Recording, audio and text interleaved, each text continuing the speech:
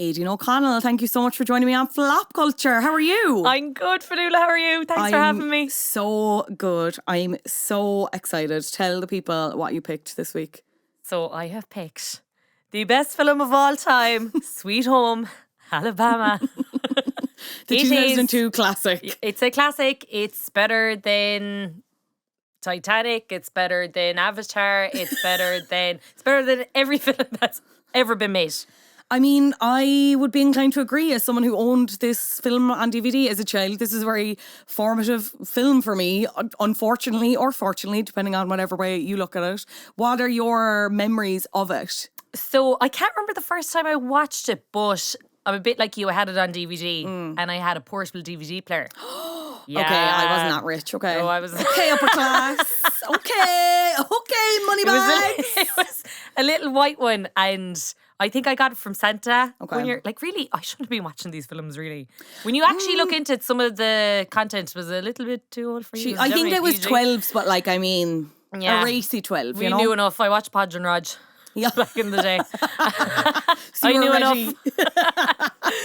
But I had it on DVD, and I specifically remember like going to Dublin in the car with Mum and Dad, and this was before the motorway, so it would take like 10 hours to get to Dublin from Kerry. And I remember watching it many a time in the back seat. Okay. And then remember like my brother, who's like 7 years older than me, watching it with me too. Okay. And him turning around and be like, this is a pile of shite. And that kind of informed me then as I went up. You know, like when you grow up and if you have older siblings and you want to be cool.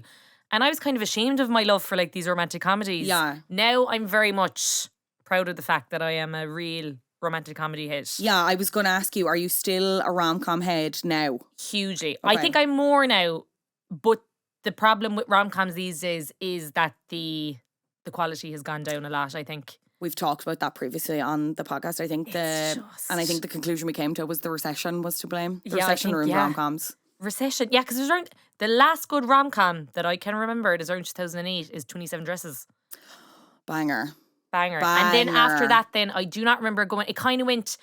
It went in kind of knocked up style, that kind of comedy, really like Seth Rogen, that kind of vibe. That kind of came in. Wasn't really vibing with them. I went to the classics, and now I know they said last summer. Was that last summer? No, I was going to anyone but you. I was about to Anyone ask but you you. what you think of that. I haven't seen it yet. I will eventually. Some year. It's not as good as TikTok made out. Yeah. Sydney Sweeney, I saw someone make a very good point on Instagram the last day that I hadn't seen before, and it's what I'd been thinking, but I was afraid to say it. She mumbles. She needs to go to She doesn't enunciate. Okay. And she doesn't enunciate like our good gal Reese Witherspoon does. No. Now, what's the main guy again? Josh Lucas. Yeah, but the guy in Anyone But You. In Capybara Man. What the hell is his name? Glenn Powell. Sorry, Glenn Powell. Okay. He's fab. Yeah. Leading man, 100%. Oh yeah, he's had that stitched up since Set It Up on Netflix. And Set It Up, yeah, of course. Sorry. Fantastic. Yeah. Didn't like it. I think it's a bit too unbelievable. Like Okay. some of the things that happen in that film, I'm like, I don't get it. They're in Australia. I don't really understand why they're in Australia. It just all seems very disjointed. And then like there's points of it where like he's jumping off cliffs into the water, or they're like jumping into like the Sydney Harbour, and I'm like, that would never happen. And the thing that I've been thinking about this, why the films of say the noughties are better than the ones now. There's something about the noughties romantic comedies that are a bit more believable. Okay. Like obviously some bits are far-fetched, you know. Like they live in these amazing apartments and they're like 25. And there's some things that obviously would not happen. Like in 27 Dresses, for instance, really, would you be a bridesmaid for 27 people? Who knows? But I just find like Sweet Home Alabama, I'm like, that is kind of, there's a realism to it a little bit. Whereas the newer romantic comedies, I just think, I don't know what, they're just trying to do it for clout, I think. Interesting. Yeah. Okay. So then for anyone who's not familiar or who hasn't watched in a very long time, what is Sweet Home Alabama about? So, Sweet Home Alabama is about Reese Witherspoon's character, Melanie Carmichael. Melanie Carmichael. Not a real name, as we learn. And Jake Perry, played by Josh Lucas. They are childhood sweethearts. And as time moves on, I think they become teenagers. You find out later in the film, she got pregnant. They got married. He's flaming at the wedding, gets sick in her. I think he gets sick in her, or he doesn't show up to the reception. And she flees Alabama and ends up in New York. We meet her 7 years later. She is a fashion designer. new on the scene, lives in this unbelievable apartment, is going to be the next big thing, and is going out with Patrick Dempsey's character. Yes. Who is the mayor's son. Yeah. They get engaged, but lo and behold, she's married, has never told this man that she's married. She goes back to Alabama and chaos ensues as she meets her childhood sweetheart, tries to get him to divorce her. Yeah. He's not signing the papers. Yeah.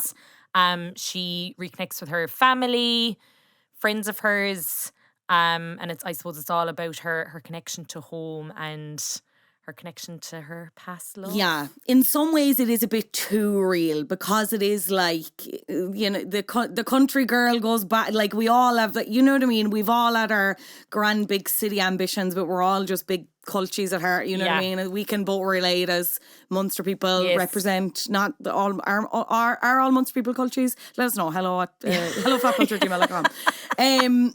But it is also like, you know, there's a lot of like class issues and the kind of shame that comes with coming from a place that like you have these kind of preconceived notions about. I really bought into like the romance element of it when I was younger. I think there's some elements to it now that like kind of jar a bit more, like the whole, like it is just so deep south, like very, lot of political jokes about, you know, the Patrick Dempsey's character being the mayor's son, like they're Democrats, and like, you know, the minute Reese goes home, I'm like, all of you would have voted for Trump. I know, like, you say whatever you want to me now, all of you would have voted for Trump. They're all Trump supporters down there. Yeah. 100%. Yeah. But yeah, I suppose the things you gloss over as like a child and a teenager watching it, but now when you look back at it, like when I was watching it last night, it deals with a lot of like big stuff. Like they talk about miscarriage in it, homosexuality. Like, I had completely forgotten that storyline about her outing Bobby Ray, and to watch it, but I was like, it's awful. And then they just kind of never deal with it again, and he's like fine about it. And everyone is totally okay. I was like, and Bobby Ray, like what? Stand up to her. And she, in a bar, she does it in a bar. She is actually such an unlikable romantic lead. That's what I was just about to ask you. Like, Melanie, the character, not very likable, but like Reese is maybe the best part about this film? Question mark? Discuss. Yeah, I think she is fantastic in this film. Yeah. And a little bit of trivia, it was Charlize Theron was originally pitched as that main character. My opinion of that is that she's too tall for that part. I think she would just... Do you know what? It just wouldn't look right. No, she is too tall. She's too tall. She's like proper, like... But like Reese has, and she talked about like why she did, like felt like a very personal role for her because it reminded her of her experience moving from Nashville to Los Angeles. Like you're kind of watching a parallel of Reese's life, whereas like I don't think I would have gotten that from Shirley. Like this, Reese was born for this role, especially where Reese was at this point in her career, like just off the back of Legally Blonde. She was really coming into this like imperial phase of, I am the rom-com queen, which I think she has now kind of tried to shake off, unfortunately, and position herself as like high drama producer person. And I'm like, no, like let's just go back to you're good at the comedy. Why don't we do that? Yeah, I don't think Shirley's would have worked in this role. And when you look at, because that character, Melanie, forgot her, it's Melanie Smooter. It's Smooter. And then she lies, for anyone who hasn't watched it, because she's kind of embarrassed where she came from. She calls herself Melanie Carmichael, and it does sound better for like being a designer. Like, who's going to buy a top from like Melanie Smooter? I definitely wouldn't. But she's so good because there's times when she puts on that kind of real kind of Yankee accent, as they call it in the film.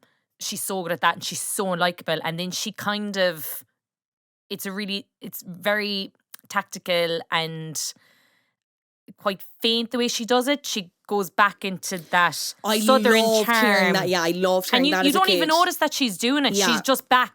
It's like when she starts talking to the people from home, she goes back into that sort of person. And look, I'm from Kerry. Like, I'm not from the proper sticks, but I do notice sometimes when I go down home to Kerry, the culture accent comes right out. Oh, I'm the exact same. And then when I come up here, I find myself dampening it a little bit. Yeah.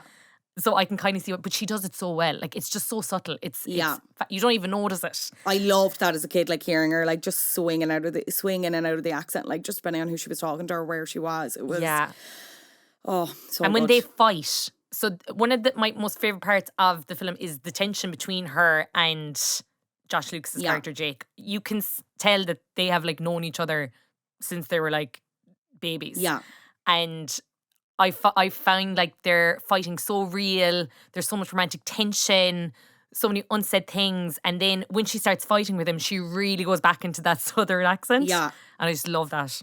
I love Josh Lucas. Oh my gosh, why isn't that man? Do you know what I mean? He pops up every now and again, and I'm like, TikTok. I'm upset. Like, he's really good in Ford versus Ferrari, I think. And I started Palm Royale. I don't know if you're watching that. No. He came up in that. I was like that meme of Leonardo DiCaprio like pointing to the TV. I was like, there you are. And he's in Yellowstone. He plays Kevin Costner's younger self. Okay. Will I ever watch that, Aideen? Watch it. I'm really not sure. I love you a lot. I don't know. And Orla Conlon's tried to tell me as well, and I don't know. But maybe, never say never. I love Is it. it good? Question mark? It's good. Okay. It is good. Bit of a guilty pleasure, but no, it's good. Kevin Costner, like, I love him. Yeah. And then Josh Lucas is just perfect because I know him Well, he so does much kind of as look Josh like young Perry. Costner. Yeah. Yeah, and then that southern charm, and he comes up on TikTok now a lot as well. But he's unreal in this role. He is so fab. He is my dream man. I wish he was real. I know, look, he got really drunk at the wedding and like whatever. I wouldn't really care. Haven't Like, we to be all? honest now, looking back, I'm like, Melanie made a big deal out of nothing, girl. I was like, the boy was like 17. He got a bit drunk. Okay, you were pregnant. Like, you had a perfect life. I would have taken that.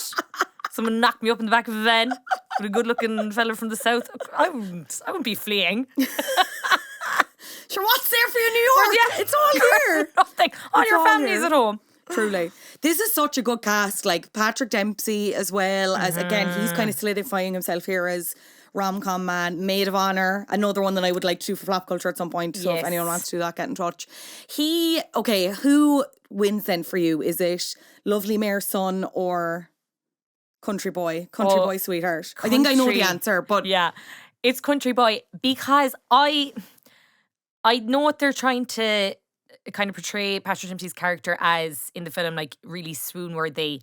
I don't get that vibe. I cringed at him a lot in this film. okay. Yeah. Okay, so on my earlier watches, I definitely didn't like him as much. On a more recent rewatch, I am kind of like, I feel like they could have done more to villainize him. You know what I mean? Yeah. Because at the end of the day, he is just a bit like, I don't know, he's just rich. And is that his Yes. biggest crime? I mean, eat the rich and all that jazz. But like, do you know what I mean? Like, he's not really nasty to her. He does really love her. He does have that issue of he comes down and realizes, oh, she's been flat out lying to him, which I mean, Melanie, like, what the fuck? You know, whatever. That's her own issue. But then he's like, that's grand. We'll get married. He changes the whole wedding plans to accommodate her. It's his mum who's the villain. You know what I mean? Yes. And he is. That's probably a smart move by the writers too, because it is easy in romantic comedies to villainize the other person. Yeah. And to make them out to be the person you're not rooting for. Yeah. But like, he's very placid. Like, you can't really say anything bad about him. Because even when she does, spoiler, but like this is the whole point of the podcast, when she like decides to go back to Jake and sack him off, he's like, oh, this is what it feels, oh grand, okay, this is what it feels like. And he's like absolutely fine about it. And the mom is having an absolute melter. It's the mom having a breakdown. But again, he's like, it's not even that he throws his toys out of the pram at that point. So I'm like, oh, okay, interesting. But clearly he has never been rejected from anything in his life. No. Because he's like, this is what that feels like. So I'd say because of the privilege he grew up in, no one's ever said no to him. Yeah. He's always got what he wanted. Yeah. And I was like, maybe they should have maybe made him a little bit more thick maybe when that happened. Also, I would have liked to have learned a little bit more about his father's backstory, because there is a point where him and the mom are talking at one point and she was like, sometimes, you're like your dad. You're and just like your daddy, yeah. And you often, she says something like a hot piece of ass. So obviously, what I'm picking up from that is his father was involved in politics as well and is one of those dodgy politicians who went off and rode some young one someone. and brought shame on the family. But they never really touch on that. Yeah. And then the mother, she's so good. She's the female cast is what makes this film, because Yes. even Jean Smart as well as Jake's mom is just Chef's kiss. She's perfect. perfect. Perfect character, perfect performance, brilliant. But yeah, the mayor is just like, Oh, and you, like, I remember as a child being so physically angry at her. Like, I wanted to hit her. Like, I know many hits her were like, I wanted to hit her too. Melanie Linsky is in this as well, and I completely forgot. As the friend who, like, Melanie's old friend, and like Melanie has the baby now, and that's that great line where Melanie's like, you have a baby in a bar. Darling! Oh Yes. my God, I didn't realise. Yeah. When I watched this last night to rewatch it for this podcast, I was like, I recognise you. She looks very different. She looks different. Yeah. But she's so good. Like, she's such a good character actor. So, like, I just totally believed that she's, like, from the South. She's so good. But she's so... This is, like, with those characters, the way Melanie interacts with them, that's when I really, like, dislike her. Because I'm like, God, girl, like... You know, like, these people did grow up with you. They were your friends. And, like, even the way, like, she's so dismissive of Laura Lynn when she comes in and talks about her top, you know, and she's in that red, like, off-the-shoulder top. Slave. Sorry, Reese should have won the Oscar for this and the Bob alone. The capital B-A-W-B, Bob. Yeah. Bob. She was bobbing it. Bob bit and off the shoulder. Oh. Fam, she's like, Bert Dust picked it up. And Laura Lynn's like, what? She's like, Jacqueline, do you know Jacqueline Smith? And it's so good, but... Laura Lynn's like, I could literally get that in Shaw's. I could get it in Shaw's tomorrow. Or Mikey Guineas. Definitely Guineas has like a knockoff of that. But she has the baby and Melanie's so dismissive of like, you have a baby in a bar. Like, and she's... Yeah. Maybe it's an Irish thing that I'm like, oh, sure, like, we were all in pub. Were you making such a deal? Yeah. We were all in pubs as We were all children. literally raised in pubs. There's a lot of crossovers here between the two countries. But she's so dismissive to her. And in that bar scene, it's where she outs Bobby Ray. She makes a lot of comments to a lot of people. She gets horrifically because she's drunk on hammered, and because obviously Jake at this point is still refusing to sign the papers. Yeah. She's kind of spiraling. She's running out of time because obviously the fella she's engaged to is like, where the hell are you? And trying to plan the wedding. Meanwhile, the mayor is like actively trying to track her down because she knows like something isn't right. Yeah, and she's also very conscious of like where, like, her own social standing and like whether Melanie's going to bring them into disrepute because of politics and reputation and stuff like that. And there's probably a part of her as well that is maybe hyper aware of what those people and those people around her, the people she grew up with, what they actually think of her. Because I know myself, like, when you move away from like a hometown, if you're from a small place and you move away to like a city, or, you know, you go away for a while, do a few bits, come back, like, there is that, I hate saying the word notions, but people are kind of looking at you a bit like, are you going to come back now? Yeah. With an accent change person, like, and maybe that was kind of in her head too. And then with the drinking, and she's just deflecting maybe a lot of her own feelings. And then like coming home, obviously, and you can see quite early on in the film when she comes home, and I suppose she hadn't been home in so long, which is mad. She hasn't been home in 7 years, which I found crazy. Crazy. But obviously coming home after that time, you can see her kind of settling into home life again and being like, wow, like, you know, sigh of relief. And it is kind of that thing, like, never forget where you came from. So I wonder, is that kind of in her head too? Yeah. That, and I think like Reese Witherspoon plays that so well. You can see it in her face like that. Yeah. Especially She's in the confused. scenes with like her mom and the on-screen parents and stuff, where it's like, obviously because you haven't been home, and there's that like struggle of her Melanie being like, well, you wanted me to leave and like go on and make something of myself, and I did, and that kind of push and that emotional heft is very good. And I don't really understand the mother at times, though, her mom in this, because yeah, she says, I want you to get out, but then at the same time, it's like, why haven't you been home? There's that kind of, did you notice that? Yeah. Like, because contradictory, of the whole, like, not happy either way. Yeah, she's like not happy. Yeah, it's like they've that type of relationship where it's like, you know, she could do whatever and the mother will literally take no notice, you know? And then obviously as well, because there is, for people who haven't watched it, Jake, obviously, a bit of a disaster when they were younger, because he was a 17-year-old boy. Yeah. Like, what the hell?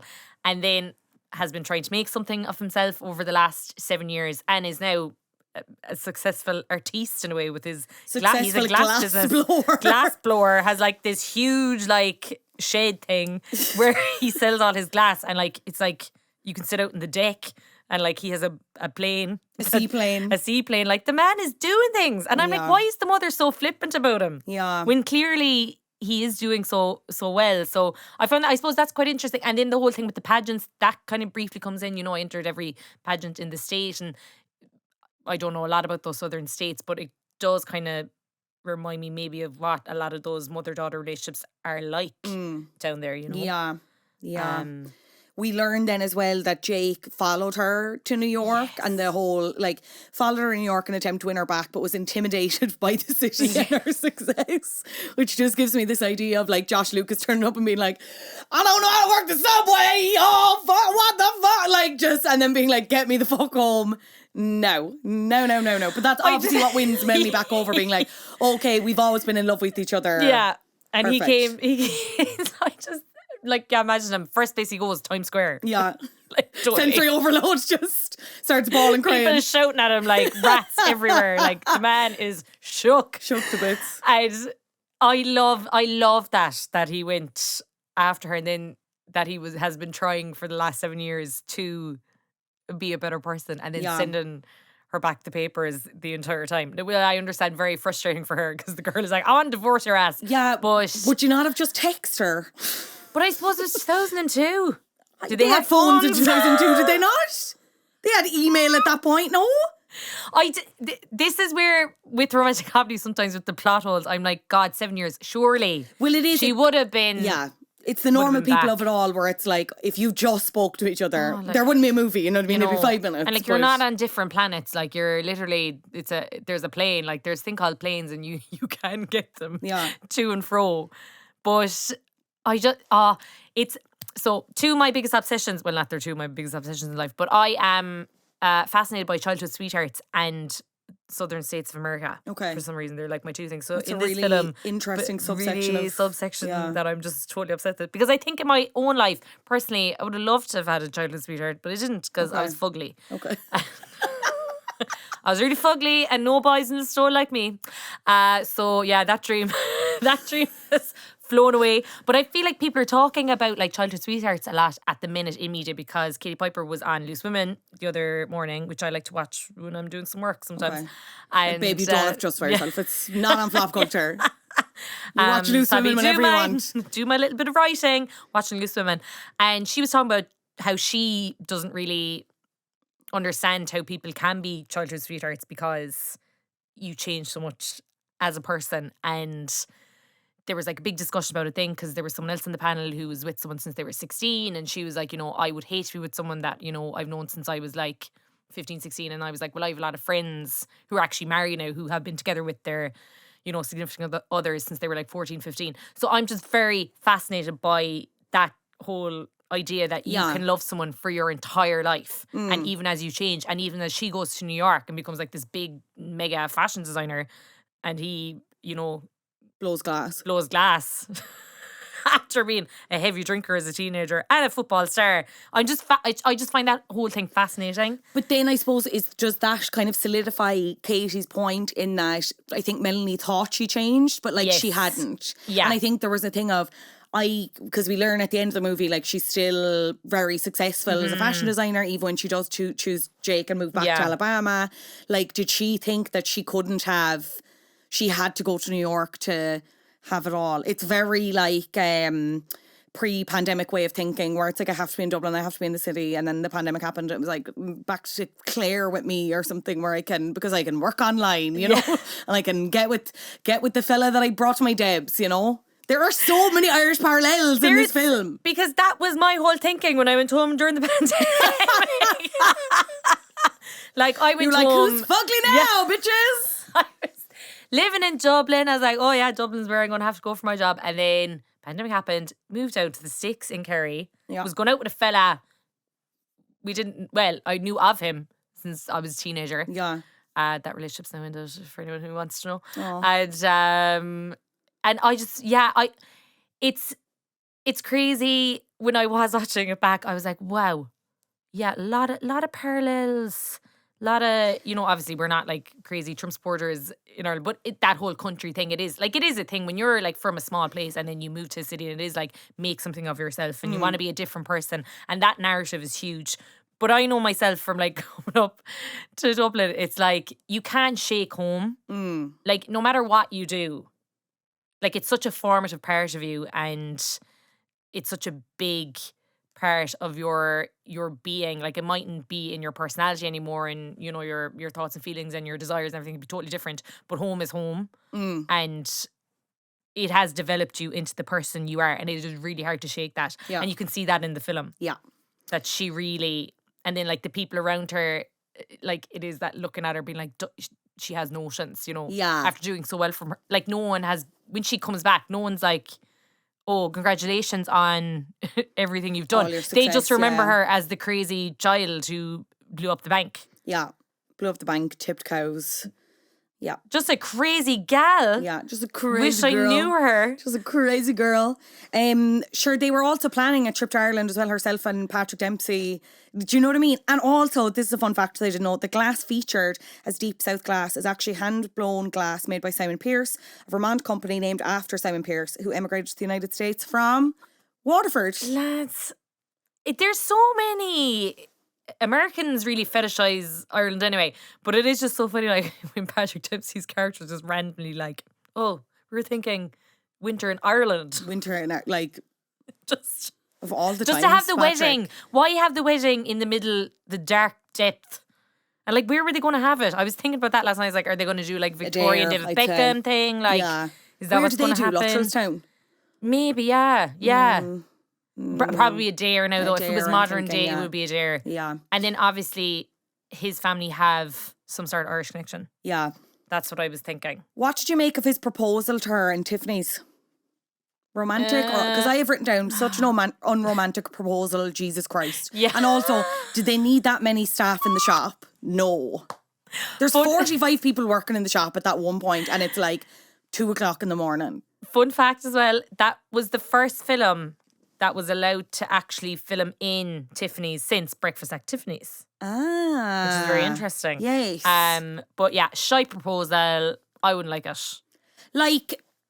And then bring it's me just- down these dark corridors, I would be like, I'm No. about to get assaulted. It's very showy, isn't Yeah, it? and it's just, but it's very his character. That's so his character. Which again, I suppose that's why how they're trying to make him out as the villain. His only crime is being rich once Yeah. again, where it's just like the only thing to him is like money, and like it's not that it's not that I believe he wants to like buy her or anything. But if you Yeah. compare it then to Jake, Jake's happy with his seaplane and his glass, you know what I mean, and his kind of dog that's on its last legs, respectfully. Yeah, and has known her, like every version of her as, let's say, Melanie Smoother, whereas Patrick Dempsey's character only knows this Melanie Carmichael that she has made up. Yeah. And is basically, not 100%, but is fictitious in a way.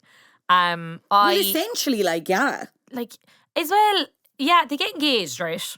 Now, look, lads, I might be old-fashioned, but if I didn't know or ever meet or talk to my fiance's Crazy, parents, no. I'd be out the door, red flag. Yeah. Like, that again, maybe that's Americans. Maybe. Is that what American people do? I think Maybe. so. They're also not together that long. They're 8 only months. 8 months. Crazy stuff, lads. I'll calm it like. To which he says, he's like, I know it, because I know it hasn't been that long, because initially she's like, are you sure? Because if you're not sure or whatever. And he's like, no, like I only usually ask the questions that I know the answer to. Yeah. That I already know the answer to. So And again, her goes back to that thing of like, he's not used to hearing no ever. No. And her friends which I love her two best friends, the model and the designer. Yeah. Love them. But again, she obviously liked them too. Were they not all thick at her? Like, I can imagine if I'd lied to people up here as like a totally different person. I'm not actually from Well, like, Derry. okay, then in some ways, is Sweet Home Alabama just inventing Anna in some ways? You know what I mean? Yeah. Is she just actually Anna Delvey? Yes. Oh, very good point. Like, it's Do you know what I mean? 2002. Because I'd be very much so. Not yeah. being funny, if I've built a relationship with someone, even take the Patrick Dempsey of it all out of it, I've made friends with this girly fellow fashion designer. You know, I'm helping her out. We're helping each other out. We're getting all this kudos, whatever. And you're a big fat fucking liar. And you were too ashamed to tell me, because like, what does that make you think of me, that you think I'd judge you? And she would have No. had to raise funds as well. So she was obviously lying to a lot of people. Yeah. We should look into this. I'd say there's a crime I don't that know, has yeah. been committed. I think we hate Melanie girls. I think Melanie is the villain. She should have been arrested the minute she punched the mayor. Yeah. Well, I mean, that kind of slayed, to be honest. Total slay, but like none of the mayor's people were there to like. They're obviously around her, but no one was diffusing the situation. Truly, like, where would never happen in this day and age. One of the best parts of this film, and it's very underrated, is I would advise anyone, if you've never watched it, watch it the first time and watch it for the story. But if you're watching a second time, please just watch the extras. Okay. The extras in this film are so bad. Okay. I just, because I've watched it so many times now and I know exactly the way the story is going to go, my eyes will just flit to the extras who have I'm not an actress, but I would do a better job than half these extras. They're so bad. The ones at the wedding, like when everything's happening, they're just like, and then like when they're running out of like when it starts pissing rain, they're all like Sims characters. Like that's the only way I can describe it. Like every single extra is not doing their job on this film. So just side note if anyone wants to have a laugh while also enjoying the film, but just batch it. For your second watch. But the story's too good and the pretense of it is too good for me to say. And, I just ignore that. Like, I don't care. I do think it's that opening scene as well, though, with you. Young Melanie and young Jake, played by Dakota Johnson and a young boy whose name I don't know, but good for him. I'll put it in here after. I cannot believe I said Dakota Johnson. That's actually the funniest thing alive. I obviously meant Dakota Fanning plays young Melanie in Sweet Home Alabama, and the young actor that plays young Jake is Thomas Curtis. Apologies.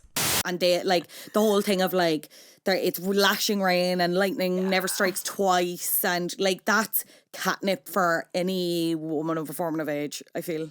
It's so cute, and it's so I can kiss you whenever I want. Just like and then they tied in lovely at the end of the film with that specific line, and it's just so cute, and it's just like that they loved each other since they were 10, and then at one point, when they are fighting, they go through, there's a lot of like hijinks and whatnot, romantic comedy vibes, when she's trying to get him to sign the papers.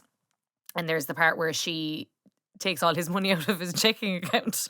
Perfect. Does a job in the house. Really lovely job. Yeah. She got a new fridge and everything and bought some So light nice. beer. Yeah. And it's absolutely fab. But they're obviously fighting and it kind of diffuses a little bit, and he turns around and he's like, who finds their soulmate at 10 years old? Where's the fun in that? And I'm like, that just kills me. Like, it kills me. It is, it's just chef's kiss in terms of a romantic comedy. And I love the trope, and just the whole thing is divine. And the setting, like if it was set anywhere else, it wouldn't have worked. I think it is that Alabama thing, because I think that's how people see it. Now, I was trying to look up like kind of think pieces to see has anyone written anything good on this. They have not. But there was a random blog, and it was this person saying that they like didn't root for like the main characters, and I was like, for the main couple, I was like, okay, you obviously had a very loveless childhood, because I don't know how you couldn't not root for them. But I think like one of the criticisms was kind of that the way it does portray the South. Oh, 100%. Like it is quite, it's like people come over here being like, there's leprechauns. Like it's that kind of thing. But it's also like, there are very few black characters, and when they are, Very it's little. Melanie's friend from New York. Yes. Like the South, like Alabama is extremely whitewashed. When we do see other black characters, they are like help in the Carmichael house, which is, like her dad's doing Confederate Army reenactments. Like it would make you it is a little bit uncomfortable viewing. But like not like this film would never be made today, and like and I would never want it to be remade. We'll talk about the sequel in a second that they're like talking about. The sequel should never be made. Like it is a product of its time, and I think if you can take it so surface level, rom-com, the childhood sweethearts trope, the girl from a small town trope, the enemies to lovers kind of thing. If you take it as just that and like kind of leave everything else, then it's fine. That's not to say it's without its criticisms, but like this should not be remade. I don't think it should be praised for anything else other than the core love story between the characters. Yeah, no, 100%. And it's mad in a way, like it's over 20 years how, let's say, America has changed, how people's views of America have changed. Like the whole Trump thing coming in, like it is the most, those bits, when you watch it back as an adult, you are kind of like, Jesus. But like it goes but back. then I suppose it is in a way as well. It is a reality for some people. But that's exactly down there. what I was about to say. In some ways, it is like it is real. Yeah. It is. Regretfully, there are people who have lots of shitty views and do take part in Confederate shit. You know what I mean? Like it's. I don't think it's necessarily romanticizing it or glamorizing it. I do think it was just Melanie's reality. But as I said, should not be remade. product of its time. Don't touch it. No. Just leave it. Yeah, it's a snapshot of a period. Yeah. And leave it at that. Yeah. Do not ruin. Don't do like a Lion King 2 in it, like. Actually, no, Lion King 2 was good. Lion King 2 slaps, so no, take Lion that back. King 2, no, the live remake of the Lion King. Shocking. I watched that over Christmas and I didn't think it was as bad as people were going on about it. Yeah. Watched it too. I didn't. I thought it was going to be worse. I just didn't. I'm a diehard Lion King fan. And I just, no. Okay. I can't even think about it. Yeah. That's It just ruins the whole. Yeah. And for this remake, what, like, did they give a hint on, like, storyline or, like, what? Okay, so we should say there's, like, a mid-credits scene for Sweet Home Alabama that shows that Jake and Melanie have a baby daughter. She's thriving as a designer. Jake opens a Deep South Glass franchise in New York. And Andrew, the ex-fiance, is engaged to a girl named Erin Vanderbilt, his assistant. Yes. And he's happy out. Good for him. So he did get a happy ending. Like, there's been chat about a sequel, I think, for ages. Reese was asked about it in 2022, Reese Witherspoon, and she said, I hope so. I think that would be a great idea. And then obviously someone asked if she'd star in it, and she said, maybe, I don't know, that sounds fun. Do you guys want me to do that? And like, it was on a chat show. So sorry, I need to give context to that. It was on a chat show, so everyone's like, asking the people. Yeah, and she goes, okay, I'll make some calls. And then previously in 2016, she said, I love Sweet Home Alabama. We are not making a sequel that I know of, but if Disney wants to call me, I would happily make a Sweet Home Alabama 2. I kind of feel like she absolutely wants nothing to do with the sequel, but like, we'll never say that, obviously, because like, Reese Nice as pie, whatever. Andy Tennant, who directed the film, had actually developed a sequel concept where Reese's character and Melanie Linsky's character take their kids on a college tour. Reese's daughter Ava went to school with my son, so I would see Reese on occasion. When the movie got to like 13 or 14 years later, I started thinking where they would all be. Where are those four characters now? Melanie, Jake, Andrew and Melanie Linsky's character Laura Lynn. My kids were going through college, so it got me thinking about a new generation of kids going to school and young love and what that would do to parents when they see their kids being real grown-ups. If the apple doesn't fall too far from the tree, what is Melanie's daughter like? And then goes on to essentially say that like he got the script as far as Reese's lawyer, but then couldn't get it to Reese. So I'm like, oh, is Reese just not texting you back, babe? I don't know if you should be admitting that out loud. He said, even Reese's lawyer loved the treatment, but that's as close as I got. But like that concept... Respectfully, Andy Tennant, I don't want it. That's shite. That has nothing to do with the original conceit of the show. You know what I mean? There doesn't need to be a sequel to anything, to everything. No. So, like with this film, I don't mean this in a bad way. Like, I absolutely love the characters, but I really don't care what happens to them after the final credits. And I mean this because in my head, I have locked them down. They're all very happy. Like, they're in New York, raised their child there. They'll probably have another, maybe one or two kids. And then I would say that they summer in Alabama. Yeah.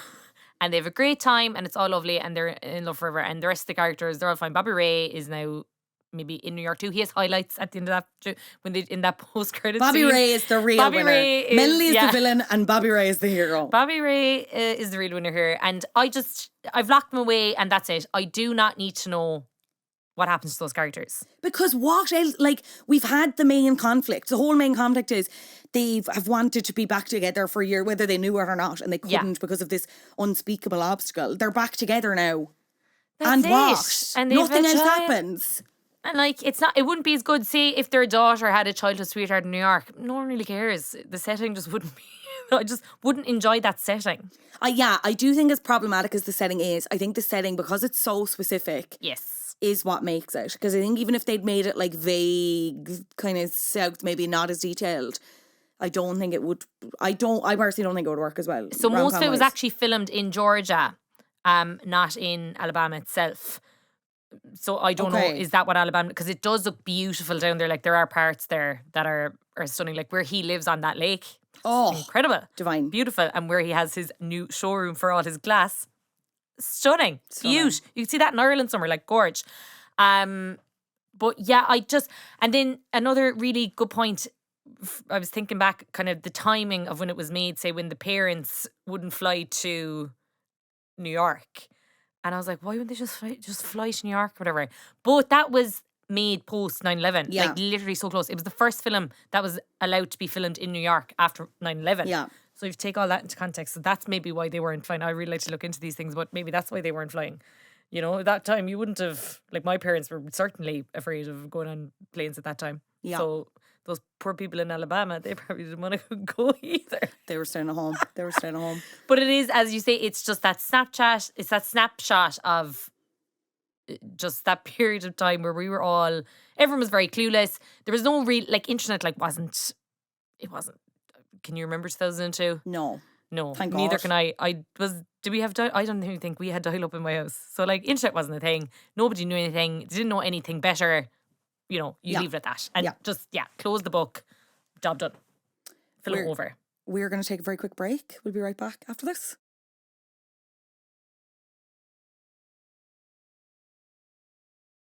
I want to go back to Andy Tennant, the director, because I saw that name and I was like, he looks familiar. This is king of rom-coms, right? And also, everything's connected in Flap Culture Land. He was an extra in Grease 2, which we've covered on Flap Culture. Wow. There you go.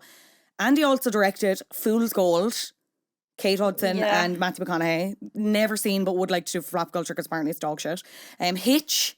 Oh, and wow. Ever After a Cinderella Story. Ever After a Cinderella Story. Who's in that one? Selena Gomez. Oh, the one with Selena. Sure, yeah. Again, also supposedly dog shit. But what a run of, because I think chronologically it goes Sweet Home Alabama, Hitch, Fool's Gold. That's untouchable in terms of a trifecta of shitty movies. You know what I mean? Shitty rom-coms. Hitch is okay, actually. Sorry, that's not fair. He also directed the adaptation of that book, The Secret. Oh, that's terrible. With Katie Holmes in it. I will never be watching that, girls. I'll tell you that right now. Oh, boy. I'll tell you that right now. That is dog shit, sorry. I want to put some reviews to you, if you wouldn't mind, because this did very well at the box office. It cost $30 million to make, but made $180.6 million. The critics, very kind of mixed on it. I think it is 36, maybe 38 on Rotten Tomatoes. Reese Witherspoon is charming enough, but the road to Alabama is well travelled. That's the critics' consensus on Rotten Tomatoes. The Miami Herald called it a romantic comedy so rote, dull and predictable. Ugh. What do you have to say to them? I stick my middle fingers up to them. That's just to stick it up their asses. I can see. I read Roger Engelbert. Is that his name? Roger Ebert, I think.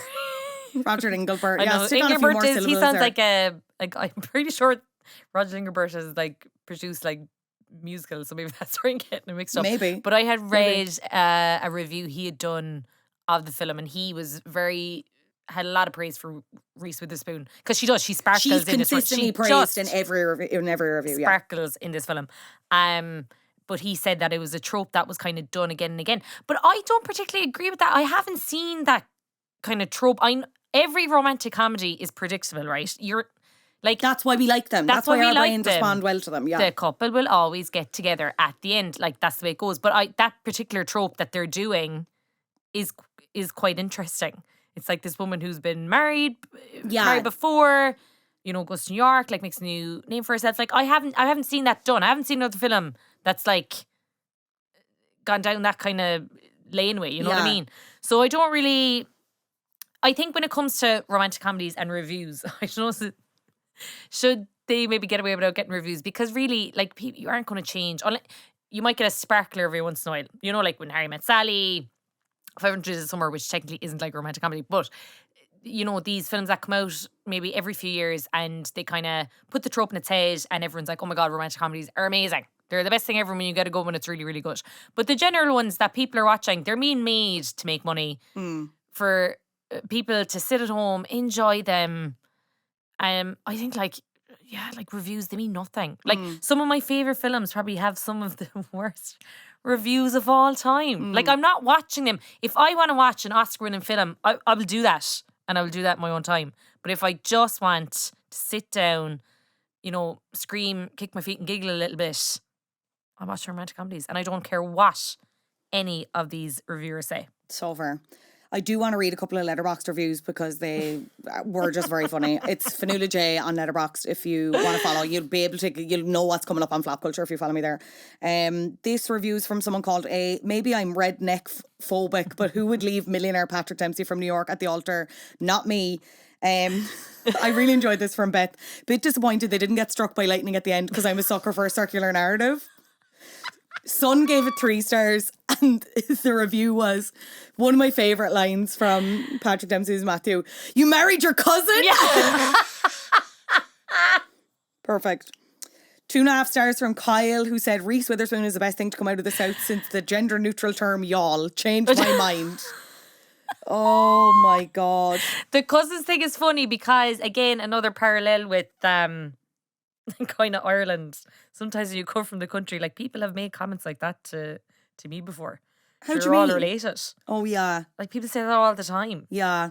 Maybe that's why we love it so much, because we are, like, you know, 2 country gals, and we see, obviously not the redneck side of things, but we see, like, some, you know, Yeah. I can identify with some bits of it. Yeah. Someone just said McDreamy or McTrumpy. I don't think Jake Perry is a Republican. Okay, I think we are going to have to agree to disagree there, I think.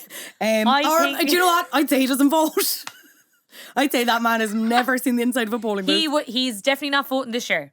I wouldn't say so, no. No. He's not a big fan of either What candidate. do you think that Melanie is a Democrat? Yeah. Yeah. Yeah. Her parents 100% Trump. I do like to think Melanie has changed, even though she's a bit of a wagon and Yeah. literally, but I think politically she's like, Politically, she's New York. she knows where her bread is buttered, yeah. Bobby Ray. I would say Bobby Ray is Republican. I think Bobby Ray is Why? Republican. Okay. I think, yeah, he's gay, but he is a Republican. Okay. I think he still agrees with, because he is quite right, like Conservative, yeah. conservative. But yeah. Okay. Robbie gave it 2 stars and said putting the poo in Reese Witherspoon, which is just so childish, but I love it. Lena gave it 2.5 stars and said this is like the complete opposite of Girl Boss, which made me laugh. And then a lot of other people, you've like a 5-star review calling out this masterpiece haunts me, and then someone else gave it 1 star and goes, yo, these people are weird. Oh, it's so good. I love people on the internet. Yeah, same. Okay. I think we've talked more than enough about this, and I think you've given a good pitch. But for anyone who's maybe still not convinced, why should people give Sweet Home Alabama another shot, and why should it not be relegated as a flop? Okay, why you should watch it. Number one, there's a few reasons, because I can't really nail it down because I am that obsessed with it. I definitely watched it, I'd say, God, I definitely watch it 2 or 3 times a year, like, it's just a lot. And I probably don't have a life, and like, that's totally fine. But I would say number 1 in it, Reese Witherspoon. She's amazing in this. Yeah. She sparkles, made for the role. Yeah. Number 2, Josh Lucas. He's so hot. And they are so good together. Their chemistry is unreal. You believe that they have known each other since they were children. There's so much angst. It's amazing. I would say that just for the trope itself, if you're into romantic comedies or you have an inclination towards them, it's very sweet. It does deal with some, you know, as we mentioned earlier, like they talk about miscarriage and homosexuality. They don't really delve into that. It's not that type of film. It's very surface level. But again, it's not all like, you know, fluffy. And I would say, why else would you watch it? I just think if you want a film that it's just an easy watch. It makes you feel warm, fuzzy inside. It's just so cliche. But yeah, if you just want a really light watch, something you don't have to think too much about, ignore the whole, you know, Confederacy, all that thing. Block it out of your mind. Watch it for the love story. It's one of my favourite love stories, I would say, I have seen on screen. So yeah, that's why. There you go. That's a sell if I ever There you heard go. one. Édaein, it's been a pleasure. Where can people find more from you should they want to? So you can follow me on Instagram, Édaein O'Connell. So I'm just going to spell my name for everyone here because it's my mother ruined my life. She by loves spelling my- vowels, doesn't she? She loves vowels. This She is going to be loves so vowels. confusing. So it's Edaein O'Connell. And you can also follow me on TikTok, but I am slightly afraid of TikTok, but I do try sporadically post there. You're great on TikTok with the outfits. Yeah, the outfits, I'm but loving it. I'm scared. Like, people scare me on TikTok. When I see like a video doing well, I get a panic attack because some of the comments are just so, like, people don't hold back there. No. Which characters out of Sweet Home Alabama do you think is a serial TikTok commenter? Oh, I don't know if any of them are on TikTok. I think think Melanie's on TikTok. I think maybe Bobby Jake doesn't have a phone. Yeah. Bobby I Ray's think a Bobby lurker. Ray. Bobby Ray's a burner. Bobby yeah. Ray is Larlin. Yeah. Larlin's on Tat Life. Oh my God. And with No, that, do you know who's on Tat Life? The girl that works in the bank. Oh yeah. She's one hoe, yeah. She's 100%. Yeah. So Weirdo behaviour. Weirdos. Édaein, it's been a pleasure. Thank you so much for joining me on Flop Culture. thanks, Fionnuala.